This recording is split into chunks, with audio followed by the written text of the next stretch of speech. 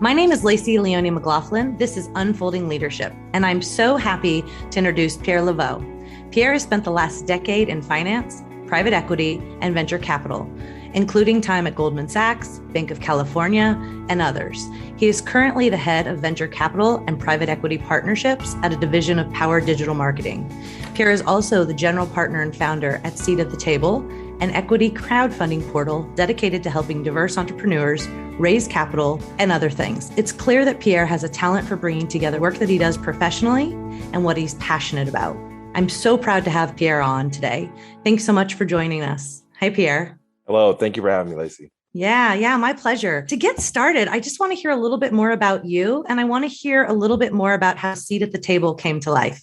In terms of Seat at the Table, just trying to connect the dots very quickly. So I was a banker in New York City for 10 years. And, I'll keep things high level. We can always dig in later. But I was a banker on Wall Street for 10 years, had a great experience, learned tons about the markets, was not of the markets. There isn't really a big finance community in LA proper or really where I grew up.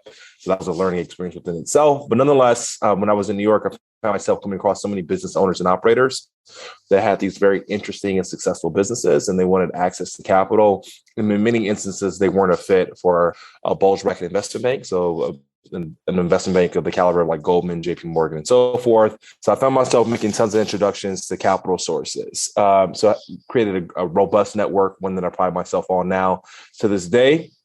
When I came back on the West Coast, I was in a little bit more of the same, trying to extend balance sheet on behalf of firms. And I quickly realized that, banks they're not really in a position to extend capital to small businesses, right? Because at the end of the day, the bank is looking for collateral. They want to say, hey, if they give you a loan, that they want to make sure that they can get paid back. So if you're a restaurant operator, if you don't own the building that you're operating in, there really isn't any assets to claim if the loan were to fall apart. So getting quickly to the point, I said, hey, there has to be a better way to bridge capital and entrepreneurs, so I had to allow them to meet with one another. So many, many years ago, President Obama signed the Jobs Act, which allows for everyday Americans, non-accredited investors, to be able to invest in small businesses and be owners of small businesses. So with that said, I quickly realized that there wasn't a portal, that's what's called Equity Crowdfunding Portal, that was dedicated to diverse entrepreneurs or diverse founders. And there's a talk track in terms of like their inability to access capital, how challenging it is. We could talk about that in detail.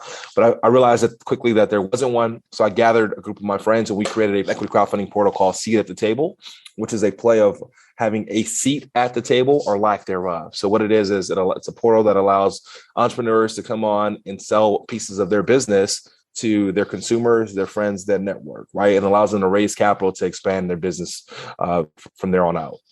That's really helpful, Pierre. And across the board in your career, you have been a leader since the day you entered the workforce. But from a leadership perspective, why does that matter? So why is this important? Help us understand. I think there's something very special about being a consumer of a product or a company and say, hey, I love this product because it's great.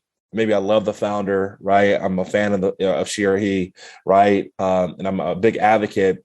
But there's something even more special about the ability to invest in that same company. So now I'm able to say, hey, I love this product. It tastes great. It feels great. It does what it's supposed to do. But by the way, I'm also an owner in the company, right? Mm-hmm. So now I get the benefit directly in terms of advocating on behalf of that company and so forth. So, I thought it was important for my network, my community to be able to benefit from the products that they consume. It's great that you're purchasing and you're supporting, but the reality is, like, I want to also return the favor and show you how you can actually participate in the economics with me as well. Yeah. I love that. It's going to be great to watch how this unfolds. I know it's something that's relatively new and sure.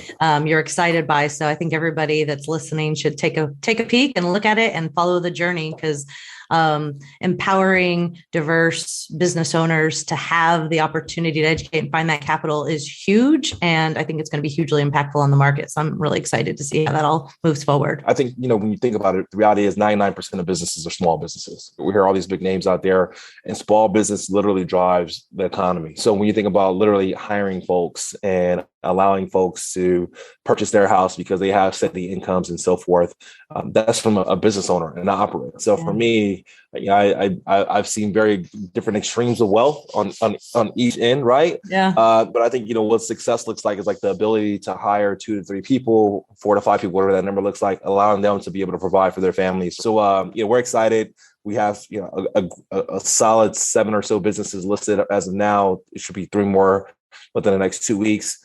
Some interesting names, great ideas. So hopefully you can all go by and support. Yeah, absolutely. Well, great. I want to go from there into some of more of your experiences as a leader, how you've gotten to the places that you've gotten to today, how you've been in a position to do things like seat at the table. And here's some stories in terms of your journey. So when you think about your lessons learned, some of the things that aren't as pleasant to talk about when you think about those bumps and bruises, talk to me a little bit about your leadership journey, some stories that you have in terms of leadership and things maybe you wish you would have known before you stepped into that first leadership role. Yeah. And I'm still learning as I'm going, right? And so one thing one thing I'm really struggling with, what I like to jokingly say is that I'm a pass first, like in the basketball sense, a pass first kind of guy, right? Like I love to pass the ball first before shooting. So I've always been in a position where I wanted to be helpful to others and position them for success, keeping them top of mind, making introductions and things of that nature. That's benefited me in the sense that I get a lot of excitement by that, like seeing other people succeed by virtue of intro and just, being mindful of others and trying to position them for success. What I quickly realized, though, is that energy isn't always returned.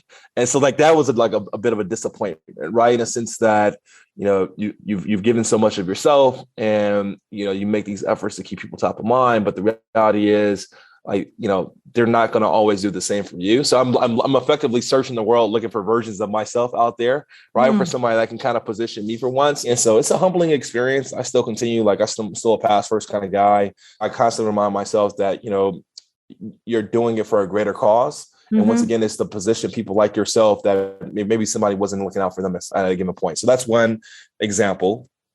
The other example is that, I really appreciate people that can execute. I think that's like a cornerstone of leadership, right? So when you think about entrepreneurship, we talk about the companies that we work with, and we're talking to entrepreneurs. We say, hey, people invest in your business for 3 reasons. One is your ability to execute. They say, hey, Lacey, you're sharp, whatever you got, whatever obstacle, whatever project you're working on. I know we call these individuals workhorses. I know you're going to dig in and you're just going to max out on it, right? The second is your ability to create excitement about a project or an opportunity, right? To convey like a sense of urgency or convey a sense of community as you're going to say, you know what, Lacey's creating something. I really want to be a part of that. And third is just really the viability of the idea, right? But what you realize is that plenty of people get funded and are supported by just only having 2 of the 3, the first 2. If you're sharp, brilliant, can execute, follow up is flawless, right? And you're able to, either craft and or convey a story, it makes people just, feel comfortable saying, no matter what you're going to do, no matter what you're doing, I'm betting on you. Right. And what I realized is that there aren't as many people that can execute. And it doesn't have to be flawless. You just got to get it done. Also, it's being proactive and the ability to follow up. I was taking some notes here, but if I sum those up, it's, how am I thinking about collaborating, creating community, bringing people together? Basically, do I have the ability to get the work done? Can I get people excited about it? And am I doing work that people give a damn about?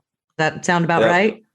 Yeah, and you're a human capital expert, right? So no matter how much business, how much Wall Street I've done in my life, I still pride myself on the ability to understand humans and just social interaction. You said one comment that stuck with me is it's basically the ability to get stuff done, but the reality is I also pride myself on knowing what I don't know and feeling comfortable admitting that, right? So when thinking about community, maybe I over leverage community. Who knows? I try to surround myself with comparable people, but people that are smarter than me on things that I just don't have the time or the capacity to be smart about, right? And so as opposed to trying to be brilliant on all things or, halfway brilliant or, whatever that looks like, I make sure that I know who to ask. And so I've cultivated relationships with these individuals where they're eager to step up and to be helpful. So I think, a lot of times individual contributors or leaders in general may miss the mark because they feel like they have to know everything as opposed to really understand who is the best person to ask and being humble and willing to make that ask.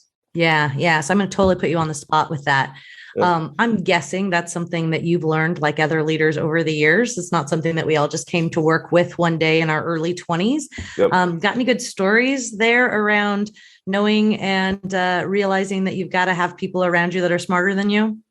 Well, that is the story of my life, right? In terms of So you know me, you know my background. So very, very, very humble, upbringing and beginnings and so forth. And the way that I've learned and the way that I was able to like position myself for corporate America or just in general is that I learned vicariously through others. So I asked tons of questions. What it does is that it just expanded my network and expanded my universe of reality, right? In terms of like, okay, for example, when I moved out east, I knew nothing about rowing crew. There's not a big rowing crew community in LA, right? It's just like in Long Beach, there really isn't, right? What are you talking about? Yeah, but just being, but I was just being, I was just being intellectually curious when talking to my clients and my colleagues. Like, well, tell me what this is about. Happy to go to, go to an event, question writing the same thing, right? And so when I lived in New York City, I wasn't a banker. I didn't breathe banking on the weekends, right? Like that was not my world. So it was a very steep learning curve. I mean, very steep. I'm not even just talking about financial markets. I'm talking about the world in which many of my clients and my colleagues had operated in,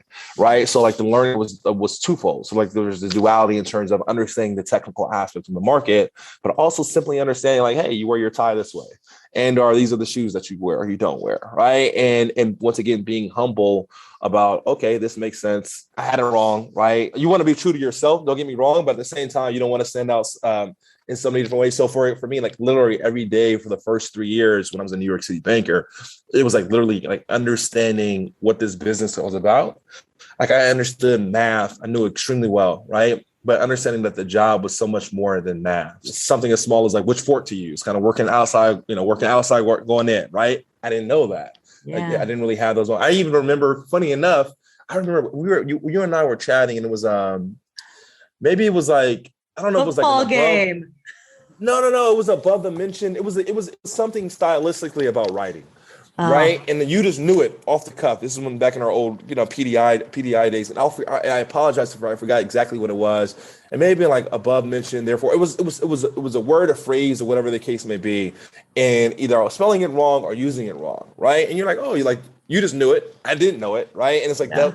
And I could have got embarrassed. Like I'm a working professional, I had a master's at the time, whatever, training. It's like, okay, I don't know it. Like, let me quickly adapt. And I think that for me is that I have never been in a situation where I've prided myself or I've placed so much pride on being the expert. What benefited me is that, the fact that I grew up so humble, there wasn't like, I felt like I didn't have to know it all.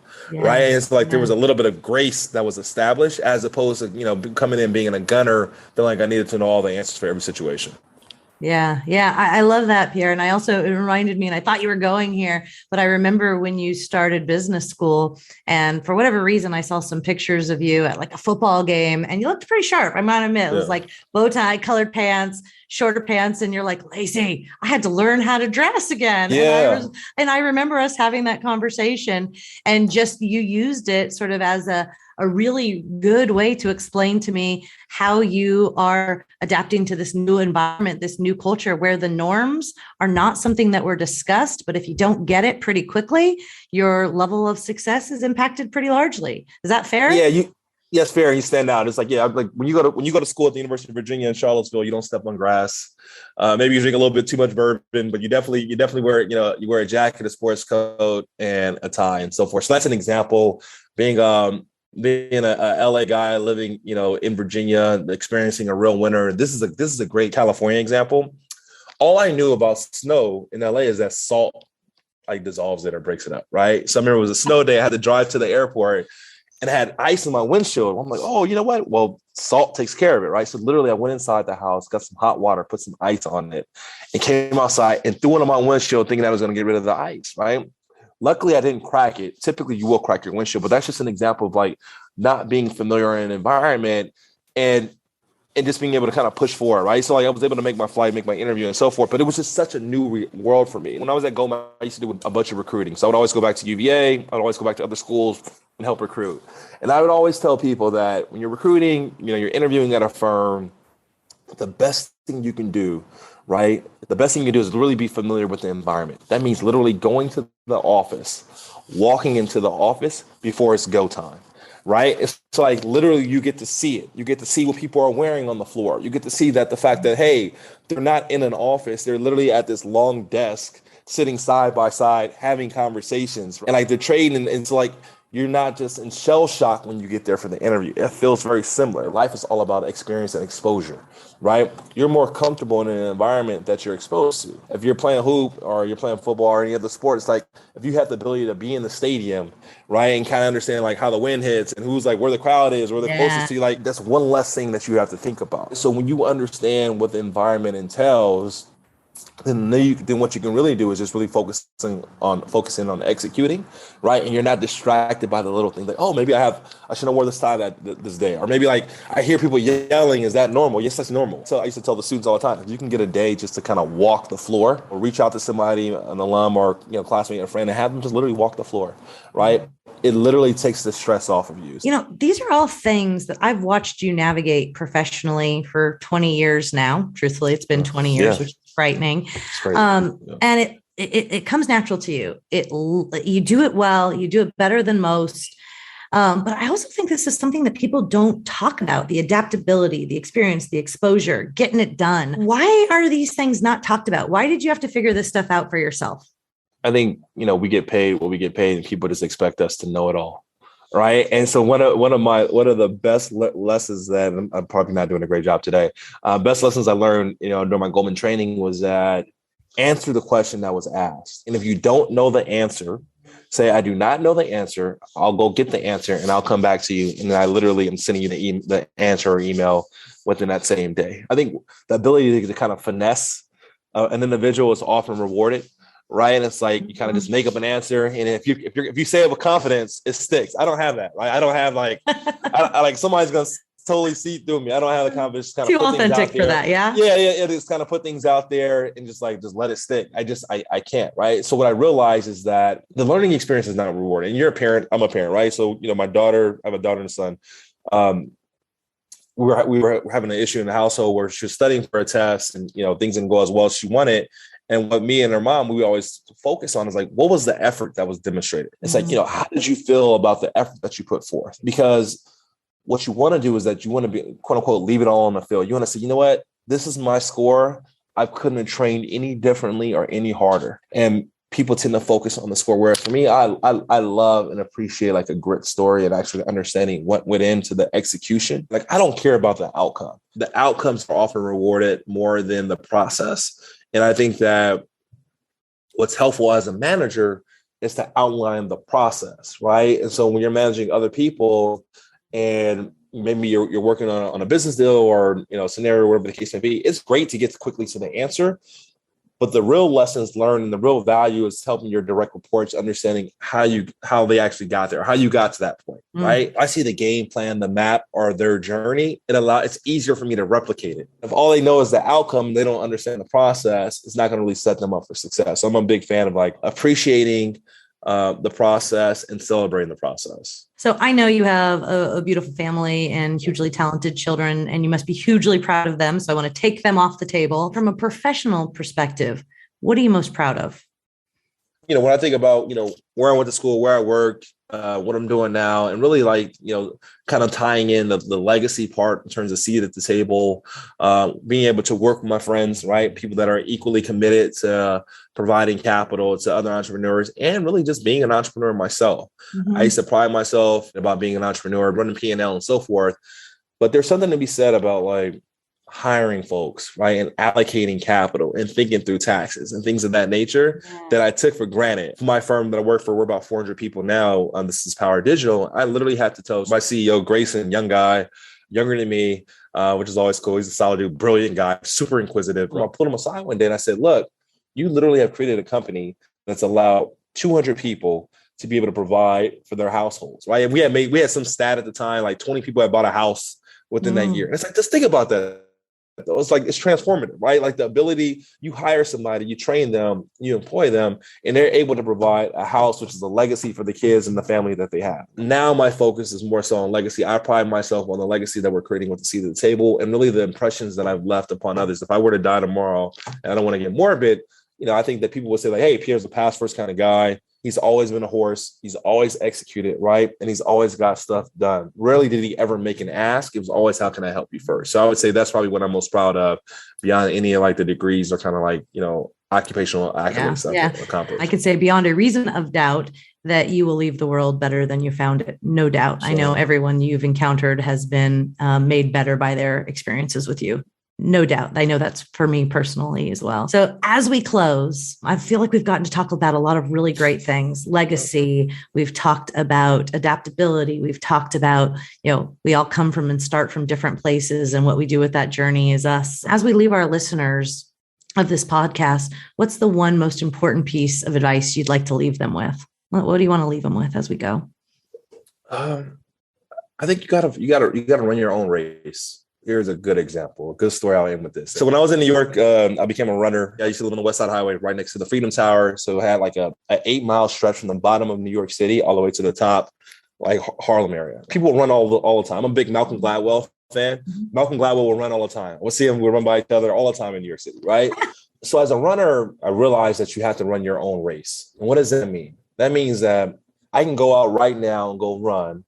And maybe I'm just starting, maybe I'm 2 miles in a 5-mile run, right? And somebody can literally pass me up, blow right by me, and make a right in the corner, right? And I'm thinking to myself, oh, shucks, how are they running so fast? Why am I running so slow, right? Mm-hmm. But what you don't realize is that person that just passed you up and made that quick right, you don't know if they're just starting out with fresh legs. It's like, that's why they would be quicker than you because you're 3 miles in your 5-mile run. Or you don't know if they're finishing and they're sprinting the last stretch home.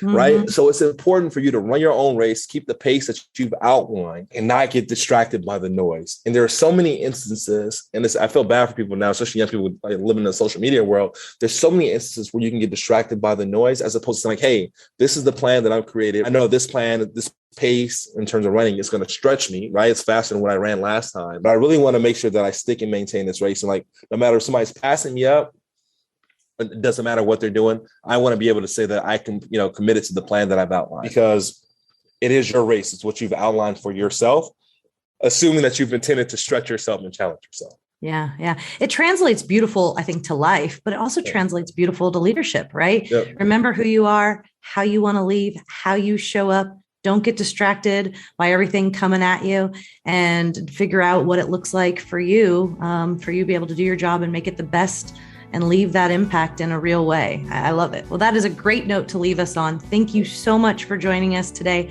I know our listeners will benefit hugely from this conversation. And as always, I appreciate your time and I love watching what you do. So keep doing it. Thanks, Pierre.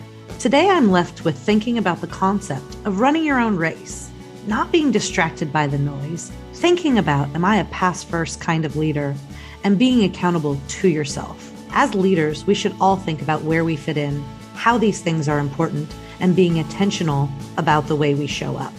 This is episode 7. Thank you for listening.